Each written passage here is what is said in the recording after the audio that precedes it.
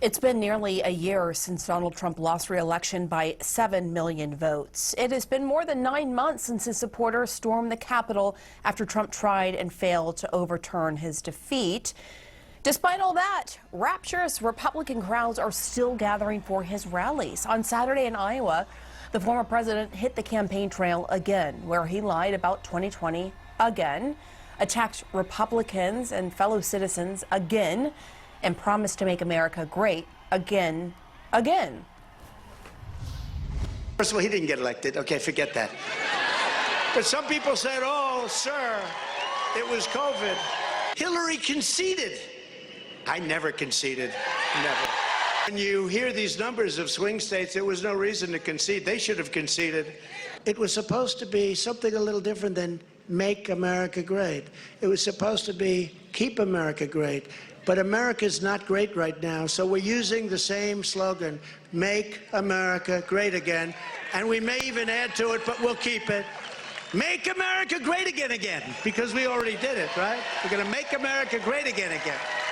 Mitch McConnell should have challenged that election, because even back then we had plenty of material to challenge that election. He should have challenged the election. Schumer would have challenged the election. But Mitch McConnell didn't have the courage to challenge the election.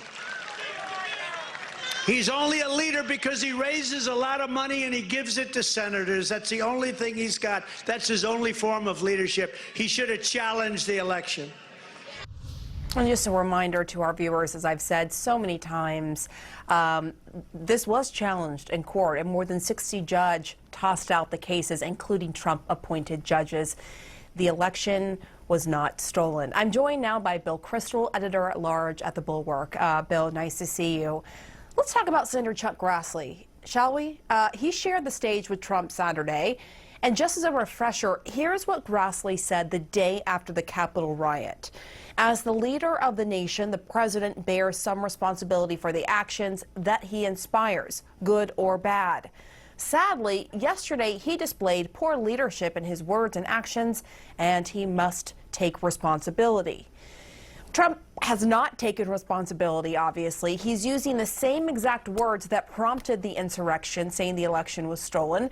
But now Grassley is okay with it? Your reaction to this?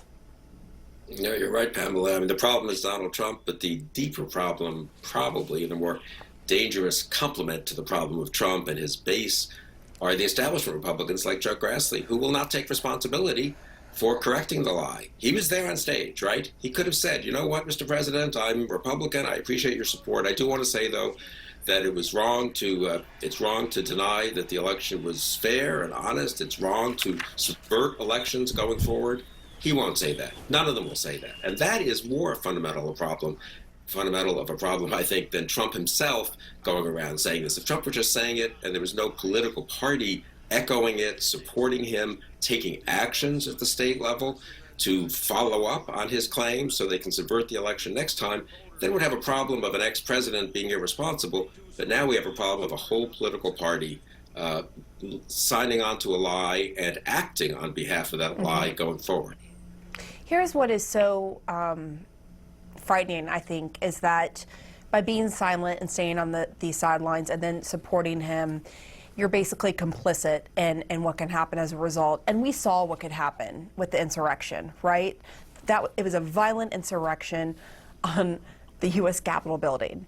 And yet it seems as though now there is this effort by Republicans, including Chuck Grassley now, to just kind of try to sweep that under the rug.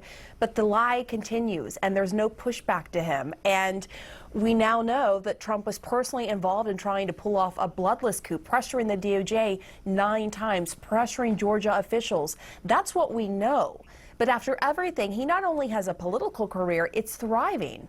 His 53% favorability rating in Iowa is the highest he has ever scored there. What does that tell you? No, you're right. It's not just the insurrection on the 6th. It's what January 6th. It's what Trump did between November 3rd and January 6th, trying to pressure state officials. Now some state legislatures have made such pressure more likely, not less, They're trying to establish that state legislatures can overturn the votes of the citizens of the state. That's now becoming more respectable in Republican circles to advocate, and there are plenty of candidates running for governor and for Secretary of State, Republican candidates in various primaries around the country, who are now explicitly in favor of state legislatures having that power. So I think it's gotten more dangerous, not less. And one point I would add to the very good point you make is, among conservative commentators, I would say, respectable places, the Wall Street Journal, National Review, columnists of the New York Times, it's kind of unfashionable to be too alarmed about this. You know, it's kind of uncool to say, you know what, we have a real problem here of possible election subversion. People need to rally against this, pass legislation, call it out, ask leaders to step forward. Oh, no, it's only, you know, it's just Trump being Trump, but a little bit of Republican senators being a little quiet, but don't get too alarmed. That's now the kind of the fashionable position among an awful lot of conservatives who aren't really pro-Trump, but they're certainly against being too alarmed about what's happening. And I think that's also very dangerous. But what I say to those people is, you were saying that as well when Trump was saying all of this about the election in 2020 before it happened. Hey, if I lose, it's because it's rigged. And you were saying, oh, that's just Trump being Trump. And then there was an insurrection, right? I mean, and we know what he tried to do.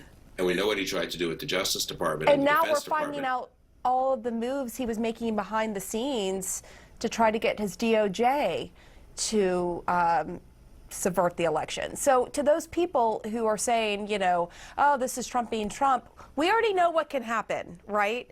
And you have experts that are saying that worked with Trump. And I just interviewed Fiona Hill yesterday, a former advisor to Trump on Russia, who said that essentially that could just be a dress rehearsal and that democracy is done if he runs again in 2024 because of the concerns of what's going to happen with future elections. It is not something that should be swept under the rug. But quickly, I do want to ask you while we have you here, what do you make of this tight race for governor in Virginia and how the candidates' respective links to Biden and Trump are factoring in, because you've thrown your support behind McAuliffe in Virginia?